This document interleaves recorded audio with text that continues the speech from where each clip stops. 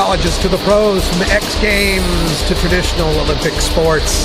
It's time for Thrasher Sports with Radical Russ and your host, Herb Thrasher. What's going on, everyone? Welcome to Thrasher Sports here on 420radio.org. So much sports going on last weekend and really coming into the Thanksgiving week. Always NFL games on Thursdays. You guys know Dallas Cowboys, Detroit Lions always play. And we have great games coming the weekend. We've got the Iron Bowl in college football coming up, Russ. We got number 1 against number 4. It's huge. Who would have thunk at the beginning of the season that the Iron Bowl, or the Alabama Auburn game, and this Auburn team had no wins last year in the SEC, sitting right here looking at a national championship. Got NBA news, went to the NBA Portland Trail Blazers Rip City game last night and saw them win 11 in a row. Hell yeah. Russ, what's up with that? I had to pull out the old school Arvydas Sabonis 11 jersey in celebration of 11 in a row. I love for the Blazers. Sabonis, man. He was one of those players that even if you're not a Blazer fan, you love Sabonis, the passes, I mean, everything about him. When I first moved to Portland, I went to my first game at the Rose Garden, and fuck Moda Center. I'm going to call it Rose Garden until I die. I hear you, dude. I was cussing it last night being there. It felt weird. Yeah, but my first game at the Rose Garden, I'm like, I got to buy a jersey. So which player would best suit me being a big white guy who can't jump? I know. Arvydas Sabonis. Yeah, that's right. But can you pass? I'm a pretty decent passer. Yes, I am. I bet. So, but yeah, he was awesome. But lots of NBA going on.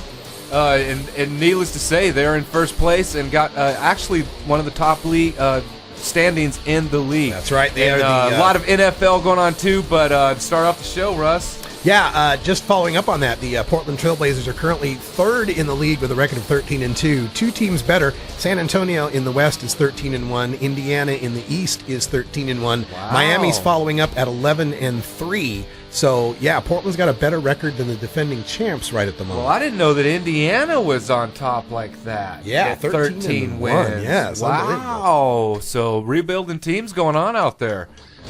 Yep, so we've got that coming up, and we're also going to talk a little bit about the NFL, what's going on with the Packers, and the upcoming Thanksgiving games. We got to talk about the playoff seedings that are happening. Huge comeback with the Patriots this last week. Oh, what an amazing game that was. Tom Brady.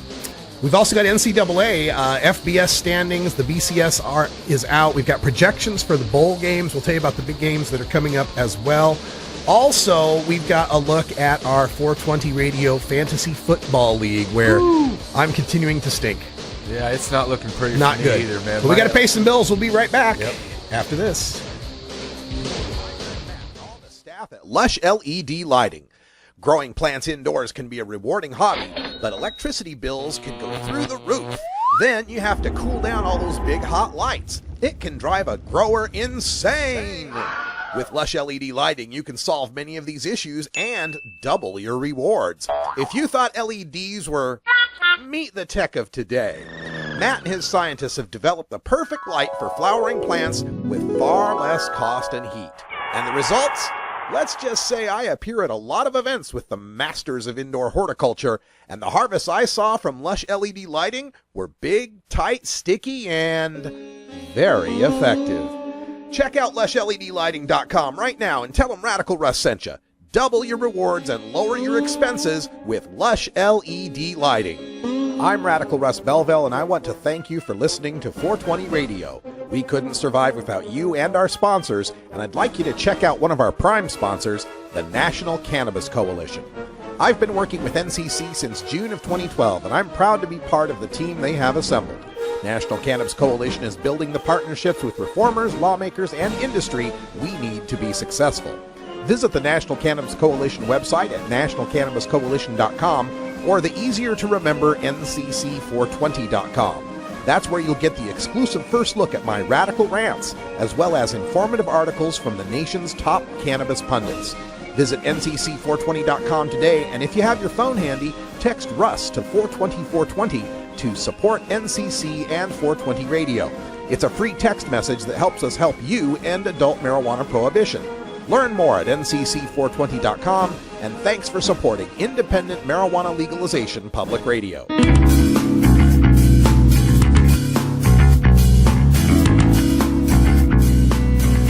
Now we're back with Thrasher Sports. What's up, everyone? Welcome here to Roller J Studios here in Portland, Oregon, Rip City. And we're just talking a little sports, getting a little NBA going. And Russ, man, before we get to the good stuff, man, I just noticed something that I've got to tell everyone. What's that?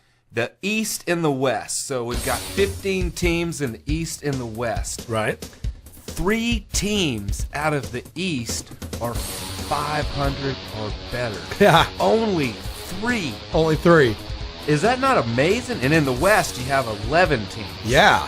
That's crazy, Yeah, dude. right now the top 8 seeds in the Western Conference are all above 500. There's 3 more that are at 500, including Memphis, Phoenix, and Minnesota. Lakers are 7 and 8. They're not even 500. But on the other side, you're right.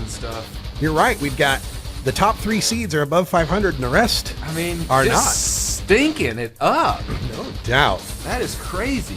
I got to tell you, I'm pretty excited watching these Trailblazers play, though, and it's not just that they got a winning streak; it's how they're winning. Few of these games, like I watched that Chicago game, they were down big. They're like in the 20s. They were, and then they, put on this amazing defensive stand and shoot lights out. It's just a lot of fun to watch. Well, this team right here is built on chemistry right now. It's one of the things I've noticed last night at the Rose Garden was the chemistry.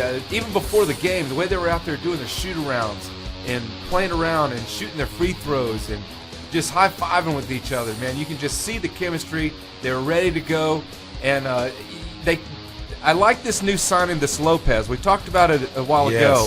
You have the Rookie of the Year Lillard. Yep. And then you've got L.A. LaMarcus Aldridge. And you've always, that's where Portland's kind of missed out a little bit, is that they haven't had that inside, that triangle. You got to have 3 to be an NBA championship, unless you're Michael Jordan and Pippen. Right. But they still had that third person third guy that they did. But this Lopez, I was real impressed with him last night. Yeah, this Lopez to me is what.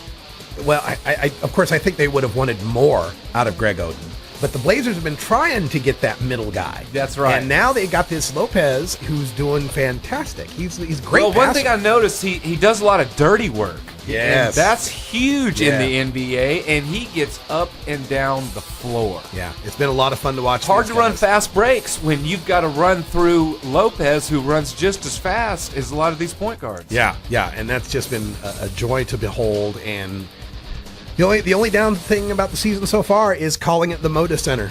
Now, Mota Center would be okay. But so Portland's sitting 13-2, and that's big time. Clippers sitting 10-5. I guess Kobe's going to be back in the next couple weeks, so I do expect the Lakers to have a better run, because really right now one of the Lakers' problems has been the bench. Yeah. And they're actually got a pretty good bench, and they're building a bench right now with Kobe being hurt. And so as they come back, I would definitely look for the Lakers. But San Antonio, last year's champion, still the class of the NBA. You got to watch out. And it seems like Tim Duncan is somehow in the offseason, I believe, he's stored cryogenically. Yeah. I believe he's not allowed to age during the offseason. He still has got that same pouty look on his face. He does. And he still plays great. How old is the guy? 48 now? 49? No. He seems like it, but he's just young as could be. And one thing to note real quick, San Antonio only has 1 loss. You know who that loss was to? Who's that? That's right. Hell to the yeah. Rip City. So things are looking good here for Rip City. We're going to, and speaking of Rip City, tonight I'm headed off to the Ed Foreman show. And one of the regulars on the Ed Foreman show is Free Throw Guy. And everybody in Portland knows Free Throw Guy. He's the guy, he's always got the shirt on, the free throw shirt. So should see him later tonight. Ganja Jon and I are headed out there. Yep. A couple updates real quick. Toronto and Brooklyn. Brooklyn winning that game 102-100. Lakers falling to Washington 116-111. Orlando 109, Atlanta 92, and Golden State, New Orleans 102-101. Big game. So 4 games in the NBA tonight. Fantastic. All right, we got folks coming in here at Rolla J Studios. Bacon Dan is in the house, and I believe it's Ganja Jon making his way down the stairs as well. But we'll continue on. We're talking football now. We're about to talk some Oregon Ducks and ask this boy what the hell is going on. Sit your ass down, boy. Sit your ass down. Oh, man. especially given my plight this year. Come on now. But no, actually, I was moving to NFL. We can start there. Green Bay. Because the Packers had the tie. Huge tie. Big tie. The big tie. Big tie. For a tie. Yay, everything's exactly the same way it was before Dan's we used to started. ties with hockey. I mean, but I mean, come on, Russ, I was talking about it. I would rather them line up both field goal kickers and tell them to kick it from the 40. If you both make it, you move it to the 50.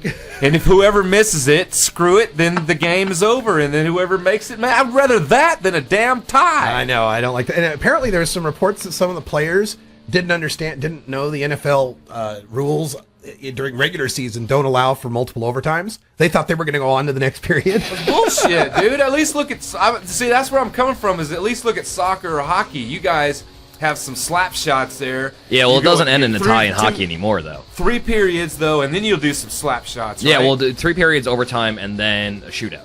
Yeah.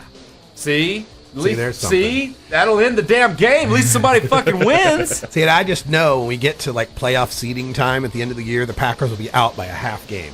And that's going to come down? It's just going to come down and just haunt me for the rest of my days. But as ties go, as far as Packers fans are looking at this, It was like our team was once again sucking. We were down 20-3 or something like that. I mean, it's just an awful beatdown happening again at home to a lousy Vikings team. And then we finally pull Scott Tolzien and put in Flynn, and Flynnsanity takes root again. So driving the Packers back to a tie after getting their ass whooped that bad, I think at least Packers fans went, whew, well, at least we finally got a semi-decent second-string quarterback here. Well, I heard Eddie Lacy had a great game, running back. Once again, we're loving Packers having a running game. That is a joy to behold, let me tell you. Well, it's got to be huge for the Packers. And so some other games of note, Carolina on fire right now with 6 or 7 wins in a row. Cam Newton bringing them back again. He's a beast. Over to the Miami Dolphins. He's a beast, dude. He is. And he's actually starting to turn the NFL heads now. You know, it was one thing in college. He played his 1 year and won a national championship. Went to Carolina, got drafted. Had actually a couple of tough first years. But he's really turning around, and that's a big game. Dallas won a big game, knocking the Giants out. Yeah, there's nothing better than watching Eli Manning lose at home, especially when he's had a lead. The only thing better than that is watching Peyton Manning lose when he had the biggest lead. Yeah. Tom Brady coming back. And I don't like Tom Brady. I wish it could have been any other team. It was down 24-0, and that's what happens when you have a future Hall of Famer, which I guess that could be argued, but still, Tom Brady. And then a couple of breaks, man. You start getting a couple fumbles. Yeah. You start scoring. Next thing you know, by the end of the game, you're on a drive to end the game, and he does. Yeah, it's something to watch, let me tell you. I enjoyed seeing that final for sure. And as far as like the playoff positioning is going right now, Seattle is like in charge. You know, they're Totally playing the in Saints charge. this week. Kansas City's actually fallen off a little bit. They're down to the that was a fifth huge spot. game to lose. It was one of those games where you think it's just a loss, not for them. That was a huge loss for Kansas City. And you're right, Seattle is just on fire right now. Yeah, scary. It's scary that 2 of the best teams in the NFL are from places where it's legal to smoke weed. That's right. Marijuana, the gateway drug to the Super Bowl. But, you know, the Packers got some favors. The Bears sucked, as they still do, getting doubled up by the St. Louis Rams. And then Tampa Bay came back and won in Detroit. So the 2 leaders, you know, they're like 6-5. Packers are 5-5. What are the standings right now of all the divisions there? Well, looking at the AFC, of course, Denver's in the driver's seat with home field advantage, trailed by the Patriots by a game. Indy Colts and Cincy Bengals are tops of their division at 3-4. Kansas City, with just 2 losses, falls all the way down to the 5 spot because they're in the same division as the Broncos. Titans at 5-6 are sitting in the 6th spot. That's a so it's that trip. same East-West, or in this case, it's AFC, NFC. That's right. As to how much the one division sucks over the other, because in the other division, Seahawks at the top at 10-1, followed by the Saints at 9-2. They play this weekend. So the Saints, this is a must-win game for the Saints to try to get that home field advantage at the Superdome. Is that in New Orleans? Let me check. I think that's in New Orleans. Yes, it could be. I don't have that handy. Yeah, I think it is. It's in New Orleans. It's going to be a good game. The Lions are at the top of the NFC North, but again, that's like a very precarious lead at this point. Cowboys at the top of the NFC East, and again, that's a precarious lead in that division. Panthers at 8-3, they're at the 5 spot. 49ers at 7-4 at the 6 spot. And then rounding out the spots, you don't get to a team with a losing record until the number 11 St. Louis Rams at 5-6. Who's actually coming on strong. Yeah, so once again, AFC, your top rankings, only the top 5 teams have winning records. In the NFC, your top 10 teams have winning records. Always a lot of parity going on, within the NFL. There we for go. Sure. So we're looking forward to that. And then as far as the schedule goes, of course, Thanksgiving, we've got 3 games. We're always used to having the Detroit Lions play, and they're playing the Packers. Going to be a great game. Yep. Then you got the Cowboys playing.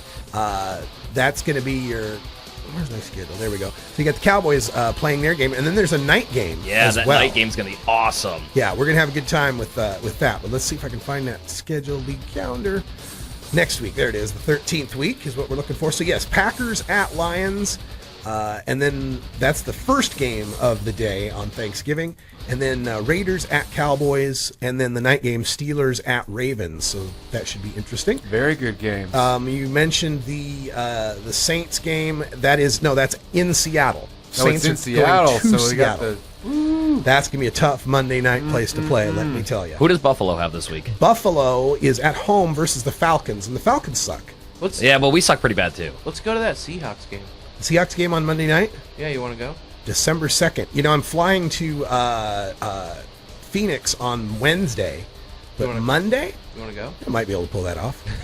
Let's see what we It might can be do. fun. Let's see what we can do. Yeah, let's see what we can do. Yeah, we'll go see the St. Seahawks. Well, that game's going to suck, even if dude. we You guys don't want to go see that. Why?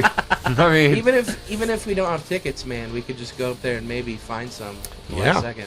I mean, Dude, those Seahawks fans are some big-time fans, dude. This would be the week to go to Seattle, though, Yeah. because on Monday you have the Seahawks game there that you could watch, right? Mm-hmm. And then on Friday is the 1-year anniversary of I-502 going into effect. They're having that big outdoor that's smoking right. pop party at the Seattle Center. That's exactly right. That's Friday. That's Friday. We could do live from there, maybe. Nice. You have to go do it up without me. I'll be in Key West, but Oh, okay. Man, wish I could be life there. must be tough. And hey, don't forget, the CFL, the Grey Cup just happened. Oh. The Saskatchewan Roughriders winning the 101st Grey Cup. That's It's awesome. a very, very good game. Well, not the best game, but always happy. And they won it at home, too. That was the best part. So they played in Regina. And, yeah. we just like to say Regina. Yeah. You just had to say it. Have you, speaking of Regina, have you ever thought to rent your studio out to a cam whore? Because I think you'd make a lot of money. It's not a Look bad at all idea. these cameras on you. It's not a bad idea, John. This You is just sit Portland. down I'm here sure and you can just eat find someone. popcorn. Yeah. We can I'm make gonna a chill in vegan, my bunk. vegan cam horn. Yeah. Yes.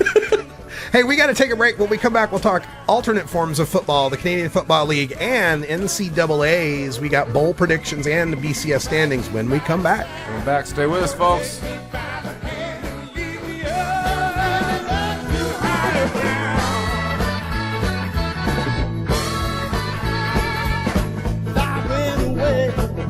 Would you say stay?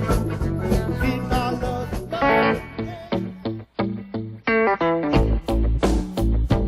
I'm a reefer smoking man. Wood Pipe Smoke Shop and Speakeasy is your source for cannabis community gear in southern Wisconsin. Owners Brian and Tammy Wood are located in Kendall, just outside of Madison, and they've got everything for the smoking enthusiast, including a full assortment of pipes, water pipes, hookahs, bubblers, one-hitters, and so much more.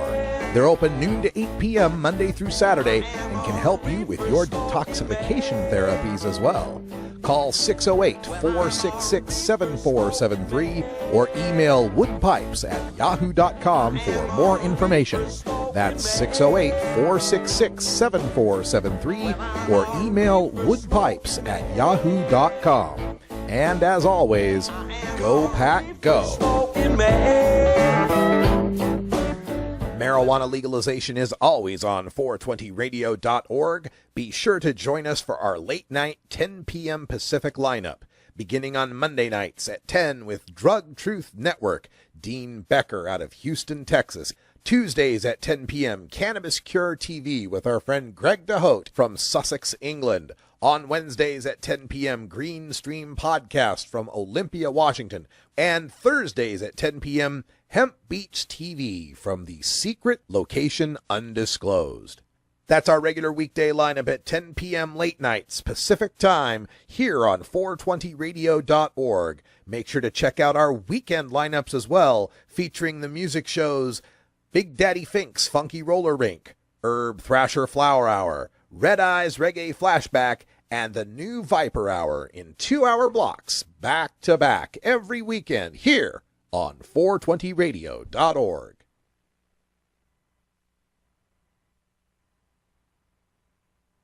All right, welcome back. Time for us to get back into Thrasher Sports. We have got college football on the mind here. Turn things over to Herb Thrasher. Got a huge game this weekend, Russ. Number 1 against number 4. Had no idea, as I said at the beginning of the season. I got to give all the props to Auburn for having such an amazing season to get to this point, to only have 1 loss.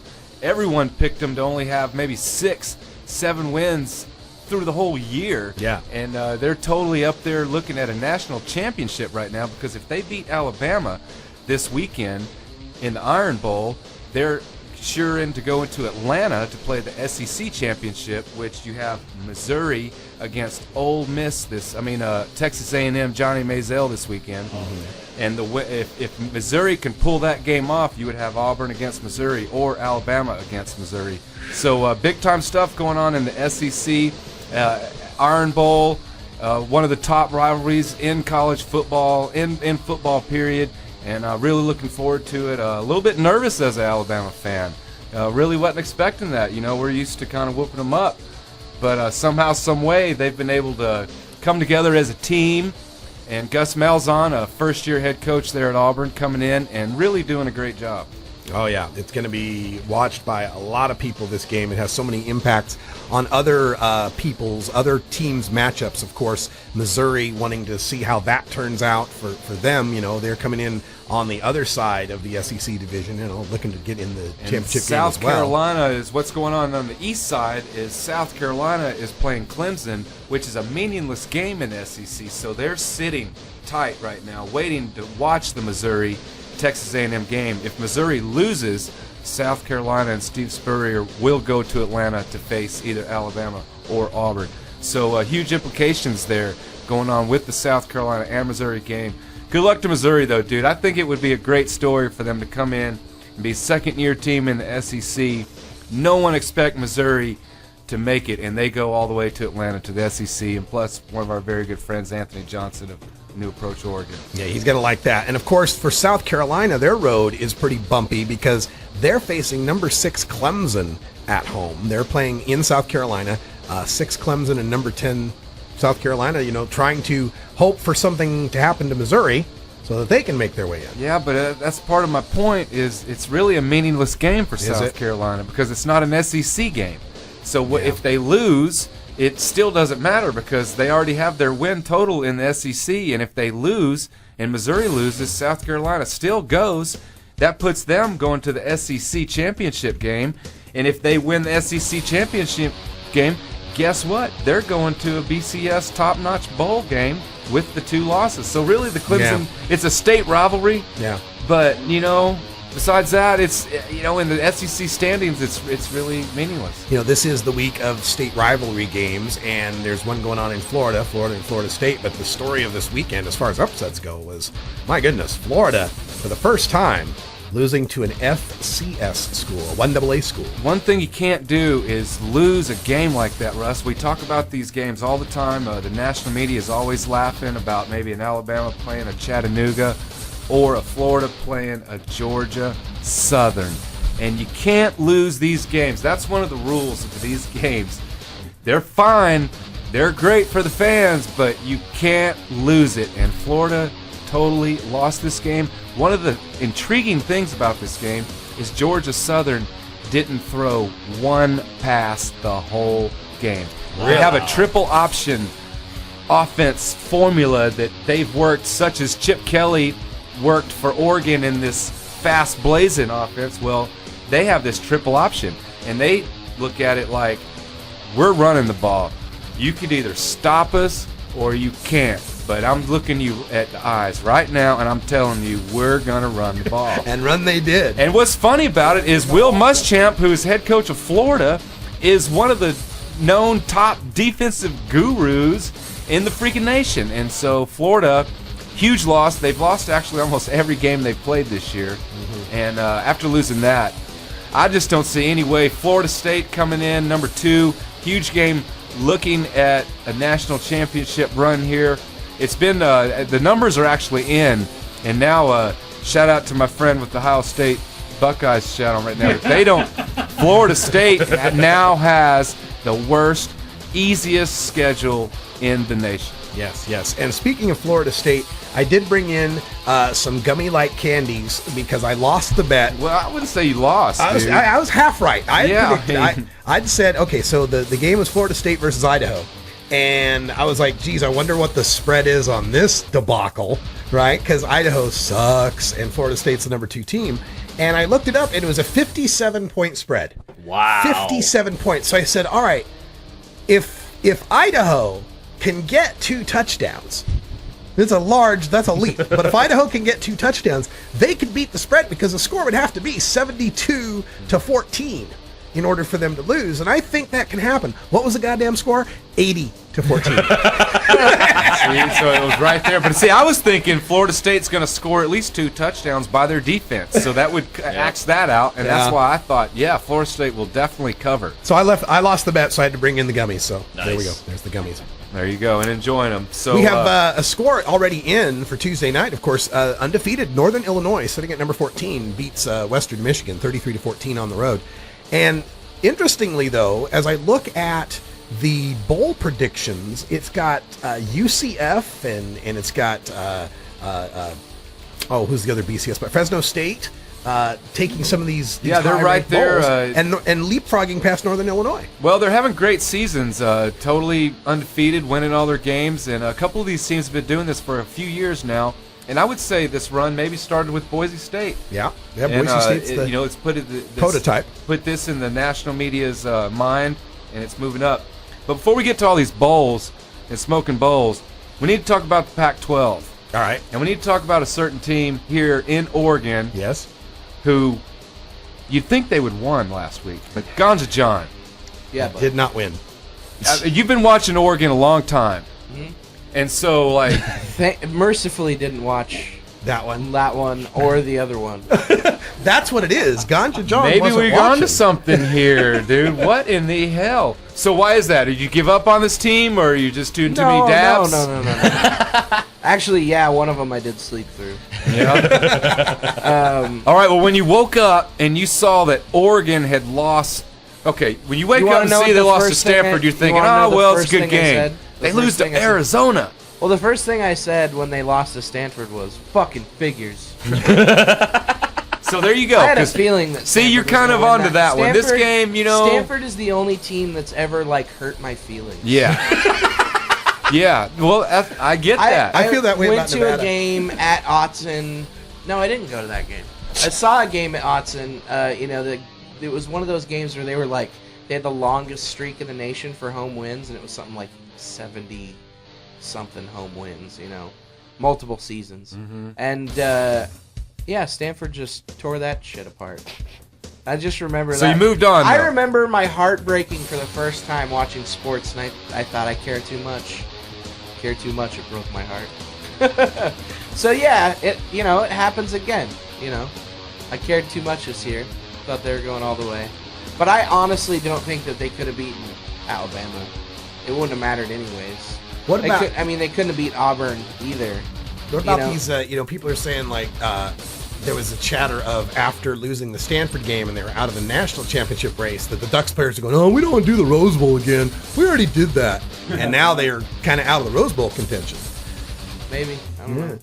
They're going to be going to the Pontiac Bowl, aren't they, or something? Well, we'll check out those bowls. Blue Bonnet Bowl or something. It's a good car. They're going to be going to the Tidy Bowls. But we've got the Civil War. Yeah, still got the Civil War this Civil War weekend. is always We fun. still got the Civil War, I'm but who excited for cares? that. Oregon I State care. sucks, dude. They do. Well, I mean, as far as a state, I get all that, but we're talking national championship implications right now, and beating Yeah, it doesn't Oregon matter. State, which, dude, they're one of the worst teams in the nation. Yeah. And, I hate And to say that, 'cause that I happens love the all the Beavers. time. I know. Really? Why? I mean, I love Well, Beaver, but not the Beavers. Well, because I'm a Bama boy for one, so I don't have to put up with all that, so I can pull for both. I finally made my first friend who graduated from Auburn, and they were telling me those Bama boys are just mean. They're just a mean group of folks. We are, dude. Give us our ring.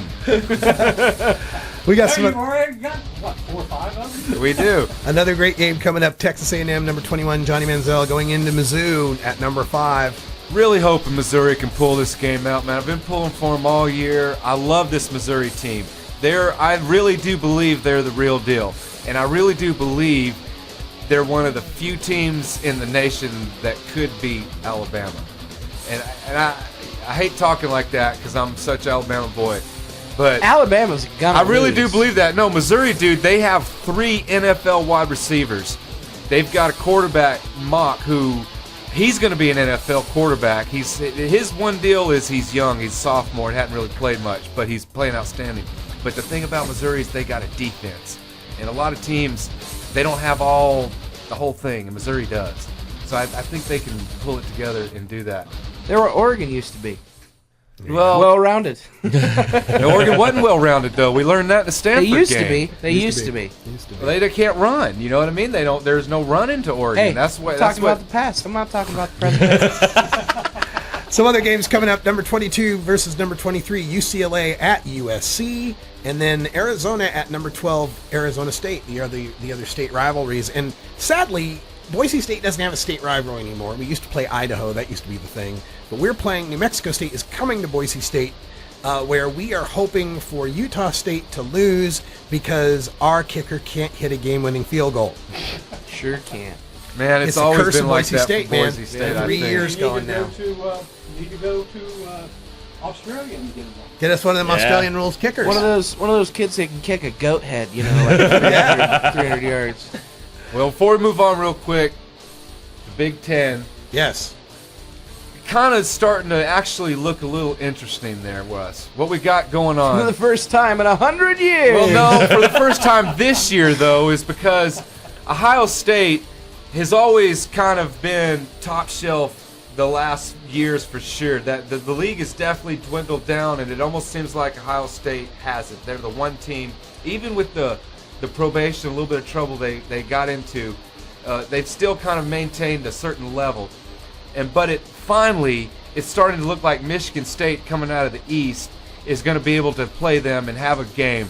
And so at least, we laugh about everyone knows about the Michigan-Ohio State rivalry, but you got to look at Michigan's team and record this year, and you got to be realistic with yourself, and you just got to laugh. 7-4. You got to laugh. but There's it's no way Michigan will win that game. Oh, no. There is no way that Michigan can beat Ohio State. It's a rivalry, no man. Way. No. There was no way that way. Arizona could have beat Oregon. Yes. No fucking way Yes, in the there world. was a way. There was Many no ways, way in dude, the world. many And they ways. did it. But finally, Michigan State can. Larry, as a Ohio State fan, one team right now you're worried about. The one team I'm worried about, Alabama. Alabama. So Larry's going on and saying that Florida State's We're going to wind lose. up undefeated. Well, you're We're gonna saying that play in the Florida State's national going to lose championship to game. Florida. That's right. Well, I They think have to. I think you're going to lose your quarterback.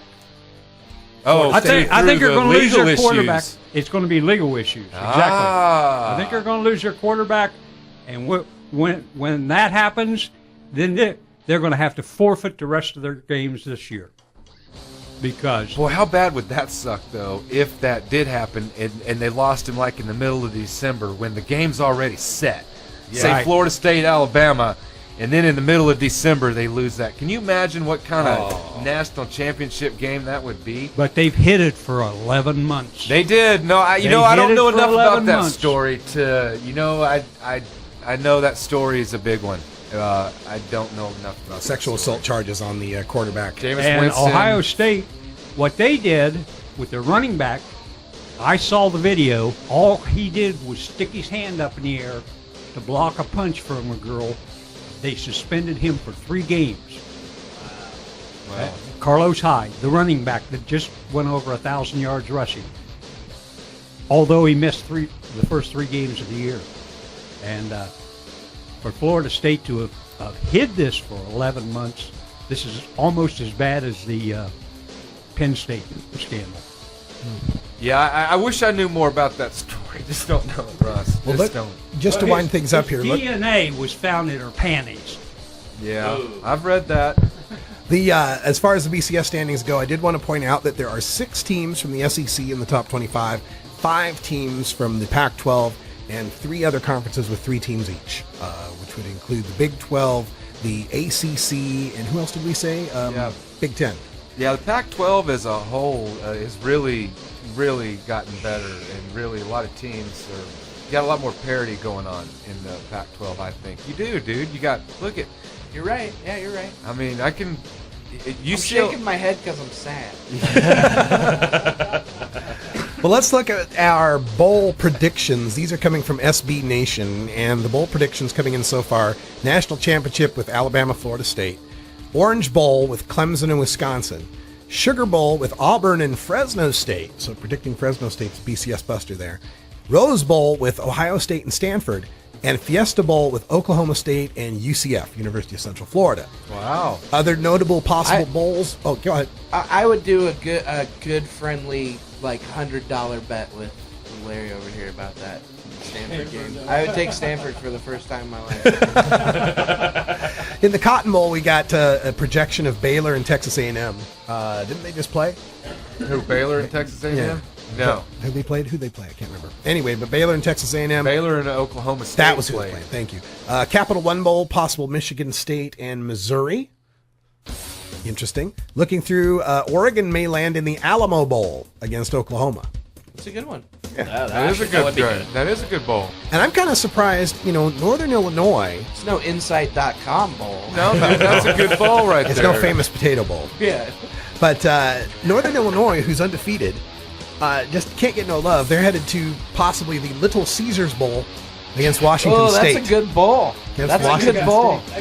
In Detroit. In Detroit. Oh my God, the Little Caesars Bowl in Detroit? Yeah. Yeah. That sucks. Yeah. And Boise State projected to head against Ball State in the Poinsettia Bowl. Dave Letterman. In the Battle of BSUs. And so there you go. Oh, as far as the famous Idaho Potato Bowl, Buffalo versus Troy. Yeah. Oh yeah. That's a Bama school. My wife went to Troy. Yeah. Really? Yeah. Wow. Yeah. Not too bad. Troy State. Yeah. Yep. All right. Well, there's your bowl predictions, and all I've got left is our fantasy football.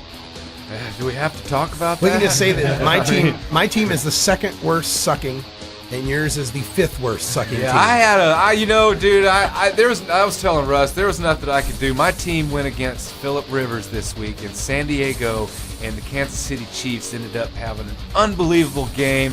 San Diego, Phillip Rivers throwing a touchdown pass right there, final seconds of the game to win it, and it was just an amazing game.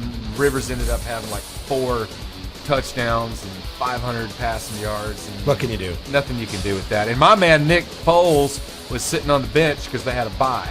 Right. And so it was nothing I could do. I was happy that at least the quarterback in Cleveland got hurt, so they had to put Brandon Weeden back in. Uh-huh. So I got some points out of Brandon Weeden. That was There you okay. go. And Vontez Burfict had a monster game. So, Well, let's don't talk about the losers. Tell us who's winning. well, Purple Kush Punishers are still leading the league, but Lung Capacity is tied with them, both hanging out at 10-2.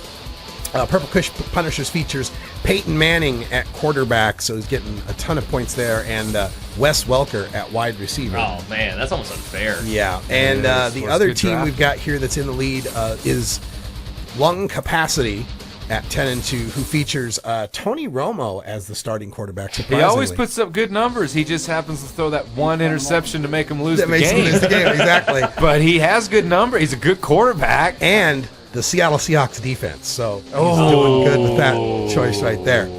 Some of our other friends, Indica Ninjas, that's Anthony Johnson's team, sitting at 9-3, still starting Ben Roethlisberger at quarterback of all people, but got Larry Fitzgerald at wide receiver, so that turns out pretty good for him. And then let's see, I think, that's pretty much out. Rounding of the top 4 is offensive sack at 8-4 with Carson Palmer at quarterback and Andy Dalton backing him up. So we're sitting here late November. What are we saying? Like 4 or 5 weeks? Five more games? 6 more games? That's right. There's 5 more weeks of football. Yeah. So 5 more games. But in our league, that means 2 more weeks of games, and then the playoffs start. That's right. So most of us are pretty much out. Pretty much. In fantasy. Yep. It's a matter of now just trying to upset somebody to have a little bit of fun. There you go. And apparently there's news of some more recruits for the Pigskin Potheads. Somebody else got busted just today. I saw it come across Celeb Stoner. But the problem is, all these guys that get busted immediately get suspended. I can't play them. Yep. they're suspended. So we'll have to wait till next year. Maybe we'll have a better team. All right, folks. That's about all the time we got here for Thrasher Sports, unless you got another. No, man, I enjoyed it. It was good stuff. I was just going to see if there was any hockey games tonight. We have Dan sitting here. It looks like we have Dallas beating Anaheim 6-3. And there's a game I could care less about. And that's the biggest news with hockey right now is a giant TV deal that was just signed into place in Canada. The CBC and Rogers Sportsnet taking over pretty much all of it for about the next 12 years. TSN kicked out. TSN's not going to have any coverage anymore, which is funny because poor TSN. They paid all that money. They paid all that money for like the old Hockey Night in Canada theme song, and now they're fucked. But big news also with this new TV deal is Rogers Sportsnet is partnered with Quebecor, who is the largest media conglomerate in Quebec. And the guy who runs that is the guy who will be owning the new Quebec Nordiques when they do come back. Their new arena is about, I'd say, a quarter of the way built. It's looking awesome. It is going to be one of the nicest arenas in the NHL. I'm very, very excited about it. And tomorrow night, my Buffalo Sabres are taking on the Montreal Canadiens. The Habs are having a very good season. The Sabres are sucking, but our new coach, not too bad. Our new coach is actually one of our old coaches, Ted Nolan. And our new president of hockey operations is one of the most loved Sabres alumni in Pat LaFontaine. Right on. Well, there you go. Good stuff in hockey. And before we leave, I do want to say one more thing, and I'm so glad I remembered this, but I want to give a shout-out to the Portland Timbers. Yes! These guys had an amazing season this year. Brand new coach, Caleb Porter, comes in and actually beat Seattle Sounders in the first round of the playoffs. No one expected Portland to even make it to the playoffs. They go to Seattle and win a huge game, come back to Portland, move on to play Real Salt Lake, and ended up losing, pretty much getting their asses handed to them in this last round. But they had our number all season. They did, dude, and I wouldn't be surprised if this is the team that wins it. Yeah, no, and it's not their first time winning it, and it wouldn't surprise me either. I mean, I really don't like Real Salt Lake, but I will say this also, shout out to the Timbers Army, because even though we lost, for 10 minutes after the game, they stood on their feet and chanted PTFC, and it brought tears to my eyes. I am very proud to say I am part of the Timbers Army. Yeah, dude, no, it was an amazing game. I've watched, actually, I've never gave a crap about soccer. Really didn't even know the damn sport existed. But the last couple years with Portland Timbers, I've really kind of been paying attention. Yeah. So shout out to you guys and all the Timber fans out there. All right. That's it. So I think we're done here, and that means it's time for us to hit the lights, don't you think? Hit the lights!